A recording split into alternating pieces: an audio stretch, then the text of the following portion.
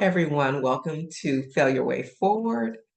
I am your host, Dalila Jordan, and on this episode today, we have sharing with us Dr. Aisha Taylor, who is an OBGYN and a medical physician in California. And she's a special guest because not only is she a doctor, but she's my sister, and she has a very inspirational story that I want her to share with you all today. So thank you for being here, Aisha Taylor. So, Dr. Taylor, can I call you Aisha? Aisha, please. Dr. Taylor's fine. Dr. Taylor's fine. Okay, Dr. Taylor, please share with everyone your story. And let's start with your goal in the beginning, your personal and professional academic goals of becoming an MD. Of course. Thank you for having me. And so I you just wait. So I always love sharing my journey because it really started out as my desire to want to become a physician and not really knowing what it took to get there, right? And so I had the desire to study science. I had a desire to kind of know more about the human body. I always had a fascination with the human body, but I really didn't know how to put into words or even to kind of develop a path on how to get to become a physician. I grew up in East Oakland. I didn't have a lot of mentors or role models of women physicians, let alone just physicians in general, other than just, when you go to the doctor and you see your own personal doctor. So I really didn't have any mentors or guidance. I just knew what the Lord had put in my gut as what it is that I wanted to do. So I had to kind of figure out a way to get there. I had to kind of put all the pieces together to figure out, okay, what do I do with this desire for science? What do I do with this desire for the human body? And where does that lead me? Is that a nurse or am I supposed to teach? What is it that is out there for me? So that's kind of how it all started. I remember being maybe around 8 or 9, maybe even 10, and my mother had these old anatomy and nursing books in the garage, and I'm not even quite sure. I don't even think I ever really asked her why those books were in there, but I would find myself sitting in the garage just flipping through those books and reading a lot about science, reading a lot about the human body, and looking at those diagrams, just craving more knowledge about that. Really? So your desire started about 8 or 9 years old? Yeah, 8? I can remember maybe being around 8, 9, 10 at the oldest, maybe about 10. I never knew that. I always just knew you always used to just say, I'm gonna deliver babies. I'm gonna deliver babies when I grew up. And I So don't even going know where that from came from. I don't what'd even you know where that say? came. I said, I don't even know where that desire came from, but I do remember this memory just came to mind. We all have a science fair, right? Mhm. I I used remember to make our dad. volcanoes. Yeah, I didn't make volcanoes. I remember our dad would take us to the hobby store and we would pick out what we wanted to build, right, for the Mhm. science fair. And every year I picked a part of the human body. Did One year I you? picked the eye. Yes. Oh, I One remember the eye. You guys making the eye. Yes, but then one year I picked a pregnant woman, and you could change her belly to adjust to her gestational age and put little fetuses in her belly until it got to be full term. And Who I helped was you the with only that project? I don't remember I, mommy and daddy helping you with that. I did that project. I don't remember, maybe I don't know, had to be by 6th grade because I mean we graduated 6th grade out of elementary school. But I remember doing the model of the human body, and I remember everyone coming up to my model, and I was so proud of that pregnant woman model. And they were like, "Oh, that's interesting." I thought that Was was anybody feeling it? Were they impressed? I didn't win. I didn't win. I didn't get a blue first place. I didn't get a third place, but I was proud of it because I was so fascinated with a pregnant woman's body. But again, I'm 11, 12. I had no idea what that was or why I had that fascination with the human body and why I always picked parts of the human body to display at the science fair. Okay, so how fast forward? I mean, because in Oakland, I don't remember having any Black women doctors or doctors to emulate or be fascinated by. I had an allergy. I think he's an allergist, Dr. Lenore. He was my doctor. I Oh, remember him, but no one else. He was older, but no one immediate that you could model this path to model to become a doctor. So where did it start where you said, okay, I'm on the track to be an MD? Well, I think it kind of started maybe around high school, a Hmm. little bit in junior high, just from reading. Then when we wanted to learn about things, we had to go to the library and get the encyclopedia and like make photocopies, have your change, Hmm. and make photocopies of things. So I think maybe around high school, it's where I really started to understand medicine. Okay, you can become a doctor, you can become a nurse, like you can really foster your love for science. And maybe it was one of my teachers that realized that I had such a desire for science and learning about biology and the human body that they suggested I become a researcher. And I was like, well, no, I don't really like research. I really want to fix or learn and treat the human body. I wanted to treat human disease. So maybe around high school, I started to go to my counselor, and I remember, well, we'll just leave his name out. I remember making an appointment, being super excited and saying, I think I know what I want to do. I want to become a doctor. Hmm.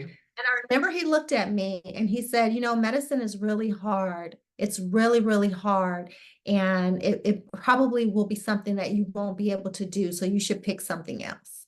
Your counselor And told you that. I remember, hmm, Your counselor told you that in high yeah, school? our high school counselor told, yeah. And I remember leaving his office, not discouraged, but Hmm. with this fire. Like, I'm going to prove you wrong.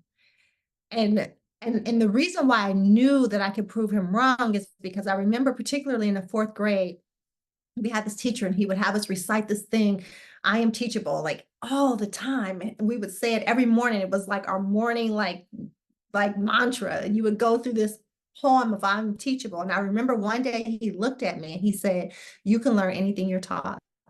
And that's when I knew when I left Amen. that counselor's office, I knew I can learn anything I'm taught. And the only difference between someone who is in medicine and who's a physician and me is they were taught how to do that skill. So I'm gonna figure out how to learn how to do it. Okay. So you And knew so, you could learn it and you could tackle this big goal of yours if you yeah. had someone to teach you and because you were definitely capable. Yeah, and I truly believe God ordered my steps because I applied to college and, I got into some colleges and I didn't really want to go away. So I ended up staying local at San Jose State. But again, I really feel like God ordered my steps at San Jose State because I was connected with a mentor who really focused on minorities in science. And he was able to take me under his wing and really show me what it is that I needed to do in order to become a doctor. He had this minorities in pre-medical focus group where they would get all the minorities who were interested in medicine or pre-med or whatever, and they would map out your schedule and tell you exactly what you needed to do to get there. And so I really feel like going to San Jose State and being under that mentor was the first time in my life that I had someone lay out the plan for me. Like, this is what you need to do, Aisha. These are the classes you need to take. And if you stay on this path, you will get there. So I really That attribute my success to him. that's excellent because a lot of people sometimes don't have those mentors or don't have that path laid out for them. So for you, so early on, that sounds like state to have a academic or a mentor counselor tell you, okay, this is the path, stick on it, and you're going to get there was Right. excellent. So now you have your path. What type of hurdles did you have any hurdles or obstacles that tried to discourage you from going to medical school and becoming an MD? Oh, I've had plenty.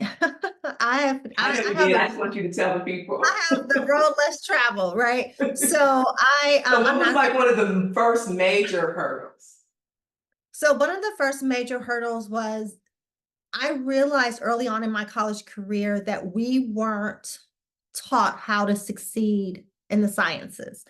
You know, there's What do you mean? We weren't there's taught. specific so as African Americans, we typically weren't given the classes that would set you up for success. Like we were the school that I went to So didn't we're from include Oakland. So you're saying your public high school did prepare you for the science courses or correct. the academic trajectory you needed to succeed Right.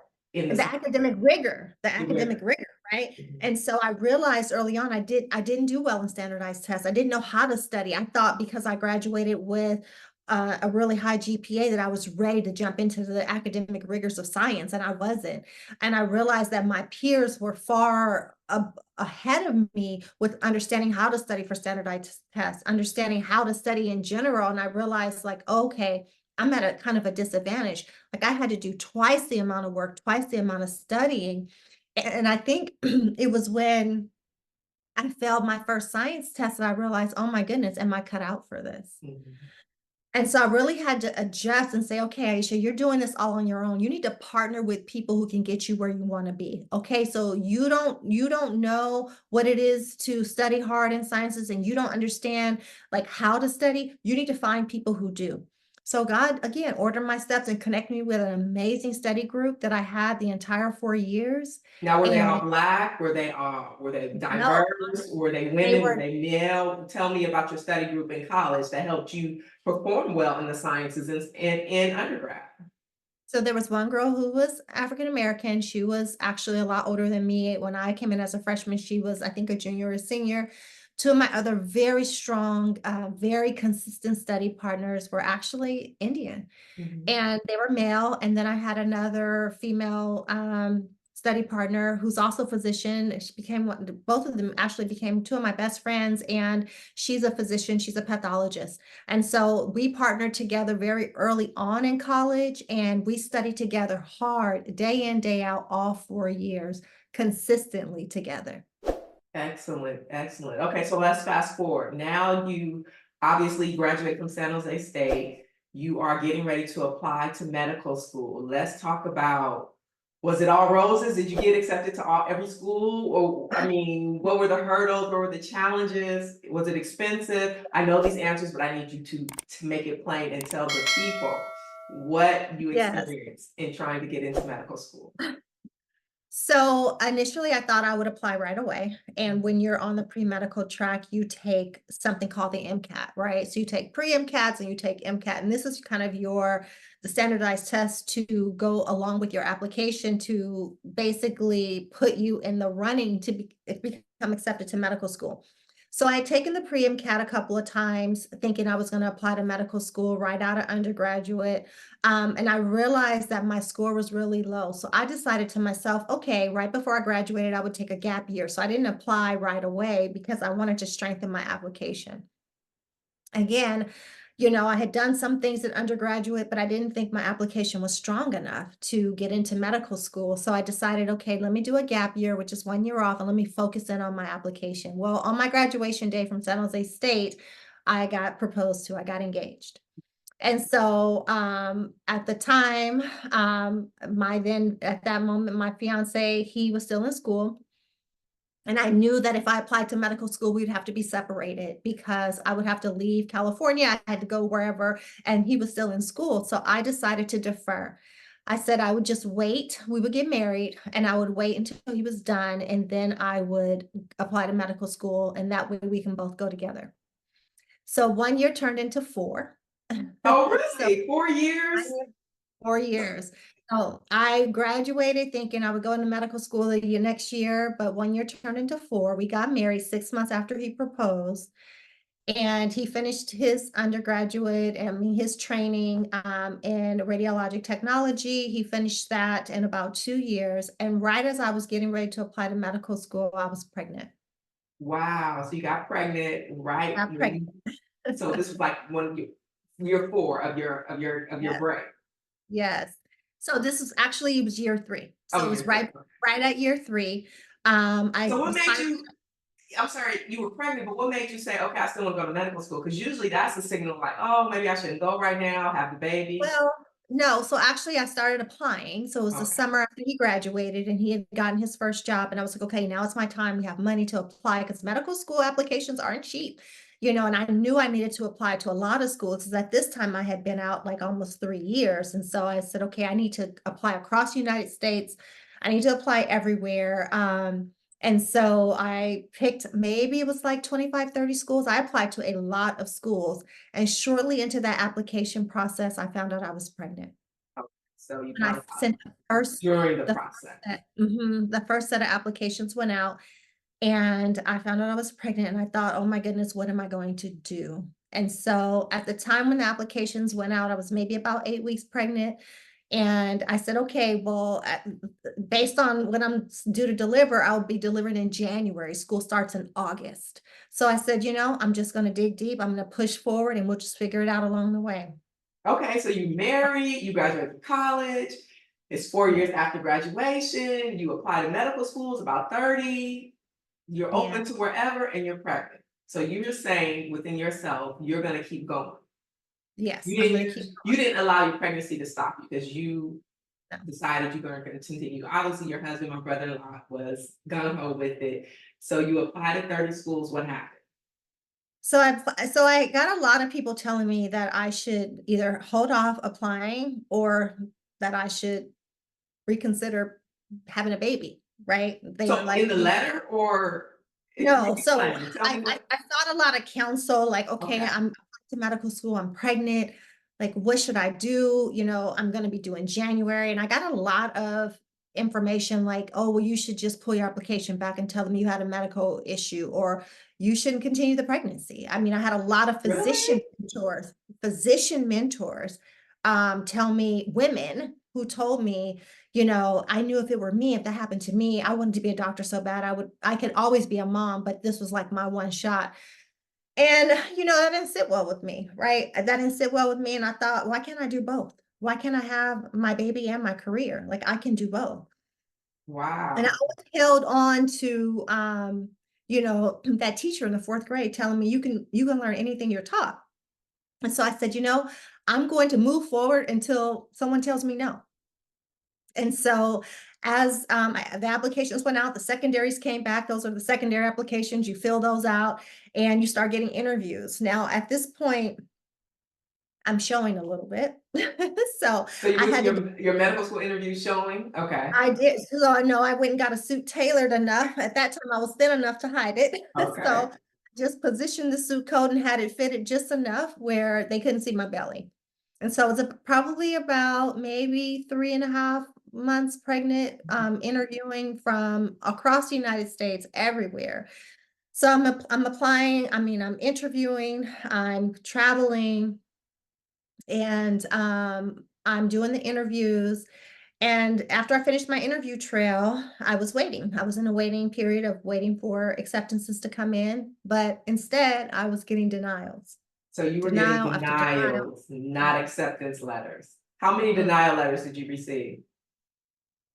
If I apply, I applied to 30 schools, and I want to say at the time, I think I applied to 30 schools. I got 28 rejections. 28 rejections I out got of 28 almost 30 rejections. applications. I Now, got if two. that's not something to discourage you, I think I would be discouraged. How did you feel?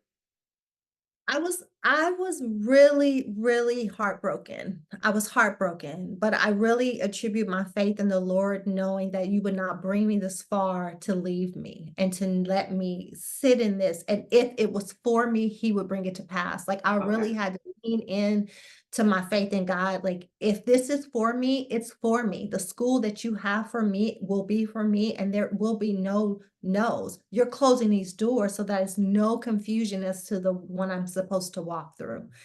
So But you didn't have 28, any doubt that you weren't gonna not go to medical school? I wouldn't call it doubt. I was discouraged. Okay, discouraged. I was That's discouraged because fair. it wasn't because I thought, okay, if it was not this cycle, maybe it's not meant. I'm pregnant. Maybe it's not meant for me to go. Maybe the Lord wants me to stay home and have my baby. I'm due in January. So I'm just going to lean on him. Mhm. And so I was waitlisted at two schools, Okay. and the last two. And then I got off the wait list at one school, and I had to disclose at this point, I'm 5 months pregnant. I had to disclose that I was pregnant and due in January, and that particular school was not interested in that. Oh, they said no. They were like, "That's gonna be a problem for us. You wouldn't be we have no accommodations for students who are pregnant or who wanna have a baby." Basically, Wow. so you would either need to withdraw your application or come pregnant, have a baby, and, you may have to sit out a year or sit out that semester and pick back up. they basically were pretty discouraging to me. And on top of that, I had a pretty high risk pregnancy around 20, plus weeks, my blood pressure started to increase. So I thought, okay, that's off the table. And then I had the other waitlist school call me Oh, so they and called you. they called me and they said, "You're on the wait list. We want to pull you off the wait list. Can you come?" And I said, "Absolutely. I absolutely can come." So this There's was just like the 30th school. Like this is either go this here was because I have no other options. yes, this was Okay. this was school 30. Right. And mind you, all of my rejections, instead of like throwing them in the garbage, I put them on my wall because I made a wall of basically the denial letters. Why did you make a wall of the denial letters? I wouldn't have wanted to look at those every day. I think What at was the the time, purpose of that? at the time, I thought it was just a reminder of how I need to lean on God. Like I needed to Okay. really lean on him and I needed to like when no is in the door of no is in your face, watch me open it. Amen. That's good. And Yes. so I had a door, a wall of no's. And then when that phone call came through and they said, "Can you come?" And I said, "Yes, but there's one thing I need to tell you. I'm 5.5 months pregnant." And they were like, "Oh, okay, well, that's not a problem. But you need to get clearance from your doctor." Mhm. And I'm like, "Okay, well," and I already knew in my heart I wouldn't get clearance because my blood pressure's high now at this point. And at this point, I'm on bed rest. Were And so you? So you were on bed rest, as at the needing to get beginning, clearance to go to medical school, but knowing your pregnancy is high risk. So now what? I mean, these so I are all thought, factors to say no. What made right. you even consider to say, well, this is still an opportunity for me? So I told the doctor on the phone, I said, "I'm coming. I said, just, I'm coming. I'll figure it out. So Just, the I'm admissions person to the that's admission gonna person." Yeah. allow you into medical school. Okay. Yes. So But it was a woman. it was a woman physician on the acceptance committee, on the admissions committee, and she said, well, I said, "I'm coming. I'll figure it out. Like, don't worry. Just hold my spot." And she was like, "Okay, well, I need you to get clearance from your doctor." And I said, "Okay, that's fine, not a problem." I said, "Well, I know there's the ability to defer a year. I mean, my baby's due in January. Is it possible just hold my spot? Let me have the baby and hold my spot." Um, and she said, "Let me get back to you." Okay. So you even So have the mind to just to defer your enrollment 1 year, give yourself right, some because time, I knew that was a possibility. especially I if they're always accepting you. right, and I said, "Well, I'm coming, I'm qualified, but can I just have the baby in January, and then can I come in August of the following year when after she's born?" And she was like, "Well, let me get back to you. We're gonna meet today, actually." And so I said, "Okay." And, I spent that time in prayer. I did. I remember exactly where I was sitting on my bed and I remember praying like, "God, if this is for me, you're going to make a way. Like you're going to open that door." So a few hours later, she called back and she said, "We met and the decision was you have to come now or no, we can't defer you." Really? So the admissions committee was not going to defer your enrollment. Come now. She was like, "You have to come now. You get clearance from your doctor. You have to come now. You can have the baby in January and you'll just have to figure out like what you need to do after that, but you need to come." And I said, "Okay, okay. I'll come." So I told her I would come and I I remember said, that having this conversation with you, and you were excited, like, we're just gonna have to go. Me and Derek, "Yeah, we're just going. I'm gonna have the baby. I'm going because I'm going to right." medical school. Right, but I knew in my heart I wouldn't get clearance. And so I No. remember calling you and I remember crying I don't and remember you saying, crying. I remember you just I being was sobbing. excited. I was excited, but I was also crying because I knew in my heart my doctor would not clear me. Wow. I must have To move forgot all that part, just believing excited you were going to medical school. right, to move to Philadelphia, like, I knew because my blood pressure was high, I was on bed rest, they would never clear me to go to medical like, to fly across the from California to Philadelphia, move, high blood pressure, high risk pregnancy, and to start medical school, and so I was like, "Laura," and you were like, "Sister, don't cry, just get in your word." And I I said remember that. that. Ooh, okay, well, Mhm. good. I'm glad you And did. yeah, and so I just remember sitting in that bed, just like, "Lord, please, like, tell me what I'm supposed to do. Like, what am I don't wanna sacrifice my pregnancy, like, I'm sick, I'm not well, but I also wanna go to medical school." And right in that moment, I wanna say maybe, and I'm thinking back, it may have been like 30 minutes, maybe a little longer, she called me back, and she said, "You know what? I'm gonna make a decision. I'm gonna let you defer. I'm gonna let you have your baby, and I'm gonna let you come next year because I'd rather you have a healthy pregnancy than come here stressed out and worried about doing medical school and being a new mom. So you have your baby. I'm gonna make the decision for everyone, and I'm gonna hold your spot."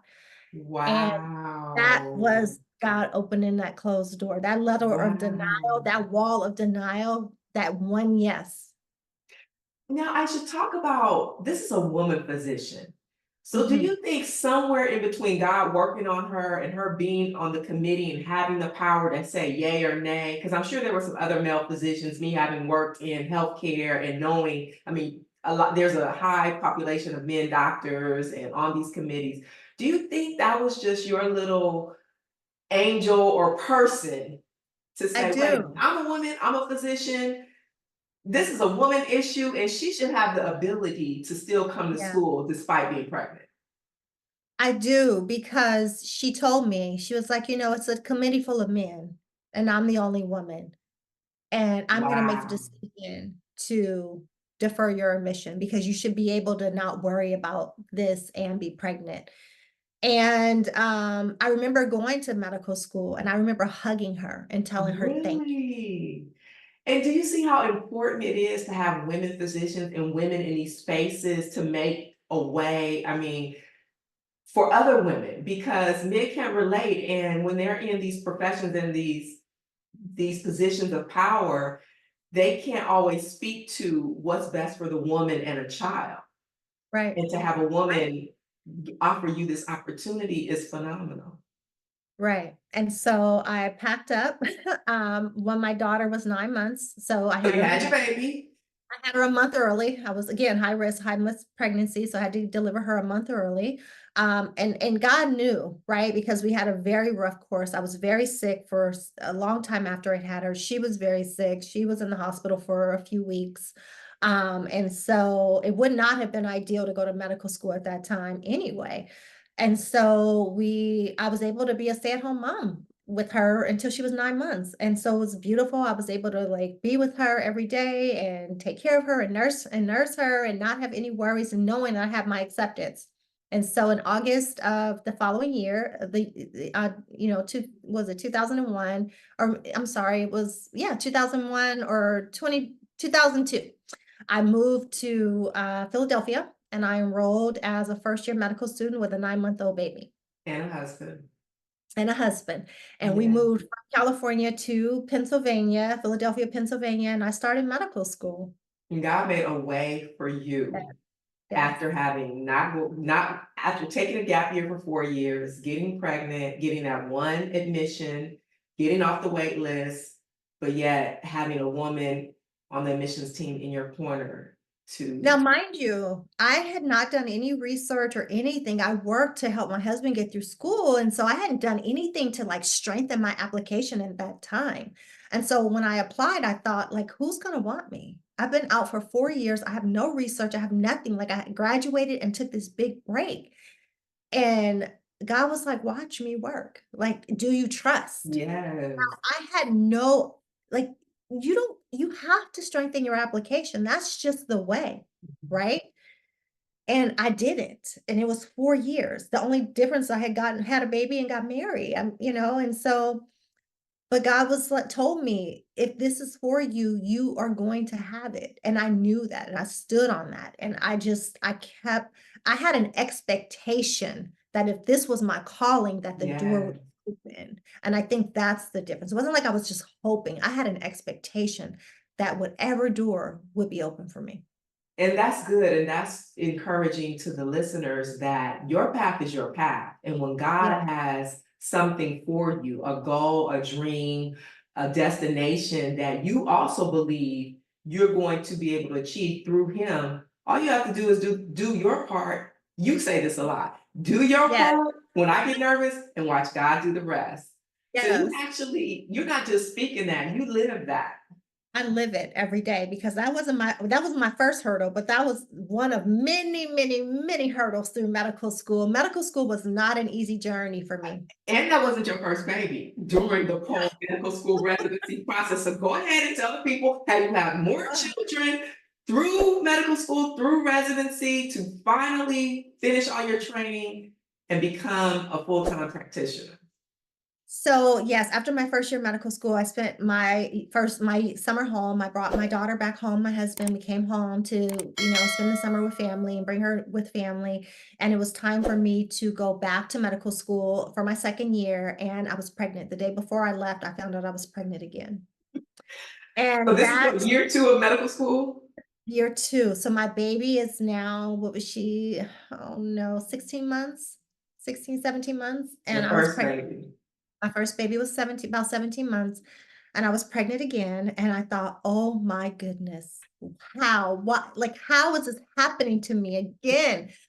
What is going on? How am I gonna have another Well, we baby?" know what was happening, but the point is, All right, what but I was just you thinking? I don't know, I wasn't. You was having a good time on your breaks I guess I should stay in Philadelphia and not come to California. and But relax.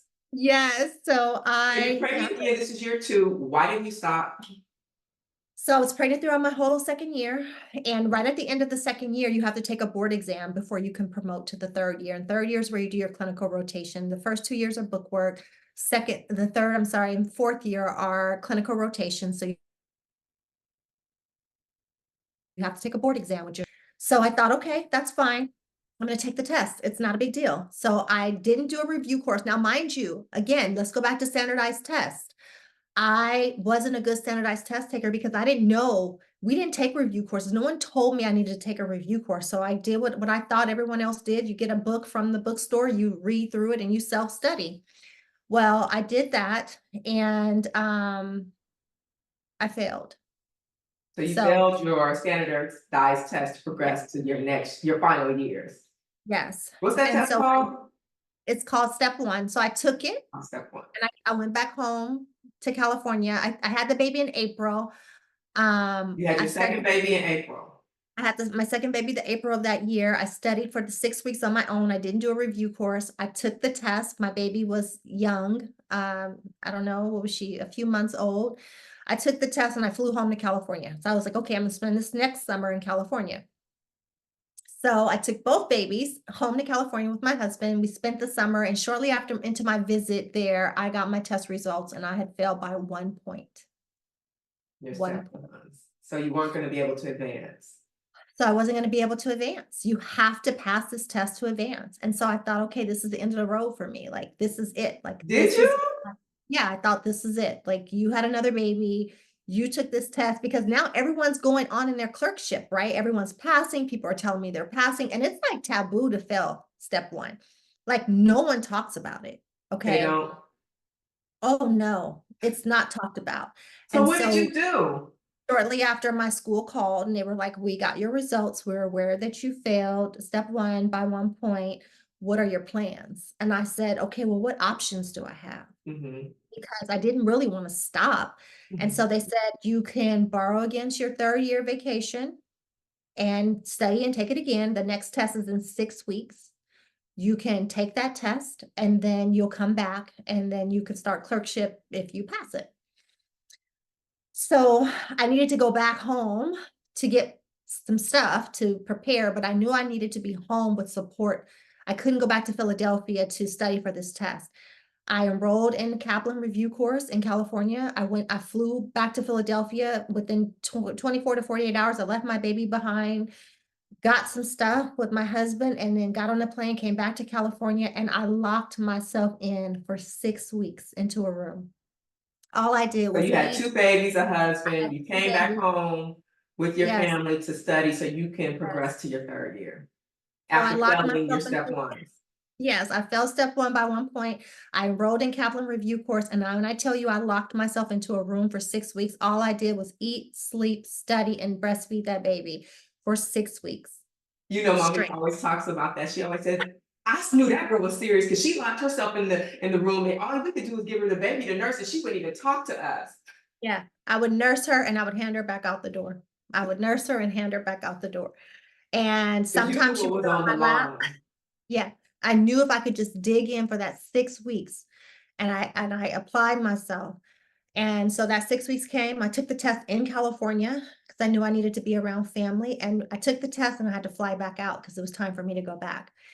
So, I took the test, flew back home, started my clerkship, and maybe about 3 weeks later, I get a phone call from my mother. She's like, "Your test results are here." And I'm Oh, like, "Okay, open them so I can know." She's like, "I already did." she already opened your mail. She said, "Because if you didn't pass, Black I'm mamas open your mail. I opened it. She was like, if that girl was gonna go crazy, I was gonna throw it away if she didn't pass. She said she was gonna throw in the garbage if I didn't pass, and she was like, "You did so good," and I just remember falling to my knees and just Really, thanking God, sister? like, I passed, like, "God, you did it again, like, you Yes. carried me." I literally felt like I couldn't walk, I couldn't support my weight, I'm like, "I have 2 babies, how am I gonna do this?" And, I passed, and I knew you can learn anything you taught because I You locked can myself in learn that room, anything you taught. and I poured Dr. myself into. McKnight taught you that. I am teachable. Thank you, Yeah, Dr. McKnight. yeah, thank you, Dr. McKnight. And I knew from that point, as long as I applied myself and, got review courses for any board that I needed to take and studied the material, there'd be no way I can fail.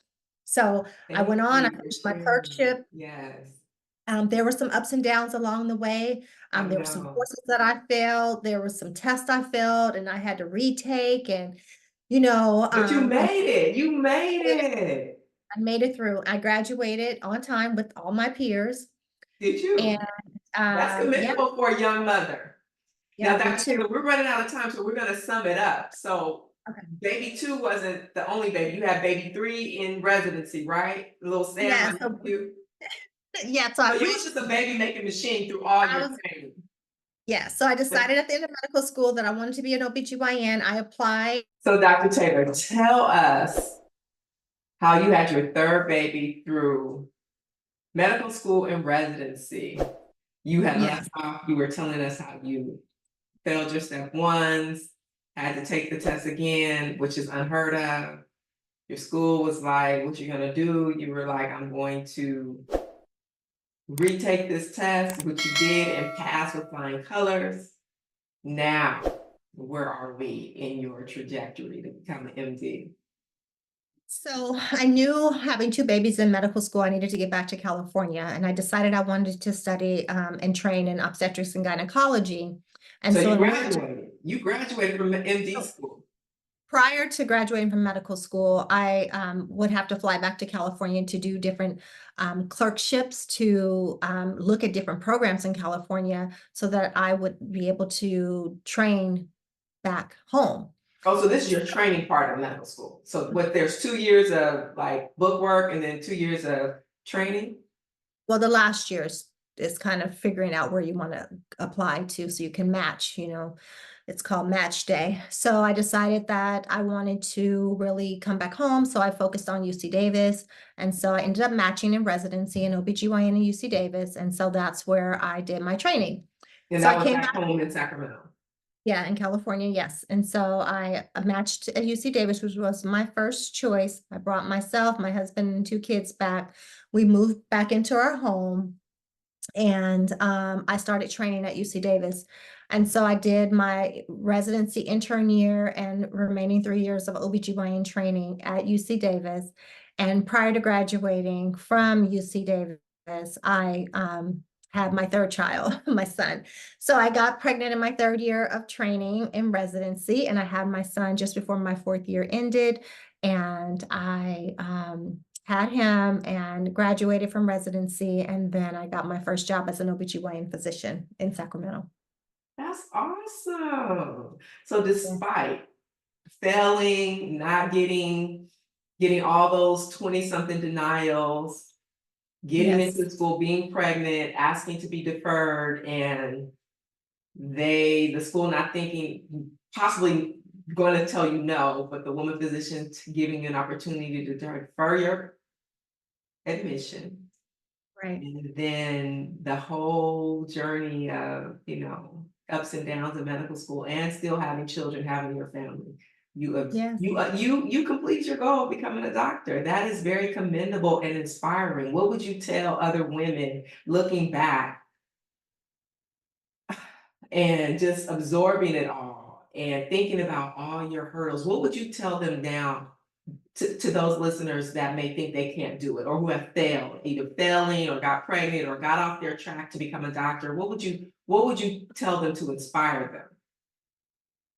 I would say that, you know, deferment is not denial, deferment is not no, and That's even good. though planned to go to medical school right out of undergraduate, and then I got married, and right when I thought it was in the clear, I was pregnant. And so I would say that you can be a non-traditional student. You can take the path less traveled and still get to your goal. Because although my path was very different than any of my peers, I was the only first year medical student with children in a class of So over no one else 200. have kids? No one else had children but me. Well, I take that back. One guy had a child. He was a teen parent, but the child didn't live with him. And so one of the other students, but no women in my class had ever was a parent or had a baby. So you were the only one. So you Oh, were non-traditional in that aspect, non-traditional that you had waited a few years to even apply in a role. So you were like an outlier. Were they yes, all I was. looking at you like, how are you doing this? And you were Yeah, a black woman. yeah, I mean, you had all these what someone would call negatives or marks against you to say, I don't know if she's gonna finish. yeah. I definitely was a unicorn, right? A So I unicorn, that's the word, a unicorn. Yeah, I was definitely a unicorn. And there's only 2% of African American women in medicine. And so to have beat those odds and to, despite every challenge, every hurdle, every pregnancy, complication, delivery, failed test, failed class, you know, I have to give glory to God and my husband because my husband was my rock. He was literally, I tell him all the time, you were the wind beneath my wings because there were days I could not fly. There were days I had no energy. There were days I just wanted to quit. And he would say, no, you're in this now. We're gonna finish. And so, if I hadn't had the support of my family, my partner, God, like I would have quit 100 times over because it was not easy. Um, so I'm grateful. I'm grateful that I had the grit and the foundation to push through despite the challenges. And that's the thing. The path is not going to always be paved. It's going to be bumpy and ugly with potholes, and you may lose your way. You may lose direction, but as long as you remember your goal and you dig deep, you will get there. I mean, there's really nothing you can't learn that you're not taught. So when we often tell ourselves that we can't do something, it's our mindset, right? Oh It's yeah, not that's your true. ability, It's your it's your mind. mindset. Because we could And talk ourselves out of stuff when we have hurdles and when we fail. We could just give all kind of reasons and excuses of why we can't do it. But if you yeah. say you can, your body has to follow along with what your mind says you can do. Right, right. I mean, your brain doesn't know the difference between anxiety and excitement, right? So you could be anxious about something, but if you turn your words that I'm excited about it instead of I'm anxious about it or I'm scared about it, I'm excited about it, your brain does not know the difference. And so you have to change your words. Your words dictate your actions and your future. So change your words. Thank you. Thank you, sister. Thank you, Dr. Aisha Taylor. I appreciate you sharing your journey. I lived it, but I didn't experience it. But I admire you and I appreciate you sharing with the listeners of how you failed your way forward to achieve your goal to become an MD. And you are a really good doctor, and I am proud of you. Thank you. Thank you. And so I focus a lot of it on, talking to a lot of other medical students and young women in residency who, of course, your name gets out that you have babies in medical school and training. And so they want to talk to you like, when should I do it? So, I really am grateful that I'm able to share insight and telling them whether I think they should wait, whether I think they should move forward. But it really boils down to having a supportive partner and I, was able to go into private practice my first few years out. when my son was just born, and then realized that, I needed to, it wasn't allowing me to be the type of parent I wanted to be, the type of mom I wanted to be. I didn't go through all that to be a doctor instead of a parent. I went through all that to be a doctor and a good mom and a mom that was present. And so I quickly switched gears into an organization that allowed me to do both. And so that's where I've been for the past 12 years. Well, amen. Thank you. Thank Yes, you for thank sharing with the listeners. And thank you, everyone, for listening to Dr. Aisha Taylor's experience and shared stories of how she fell forward. We appreciate you. Thank you. Yes, so much.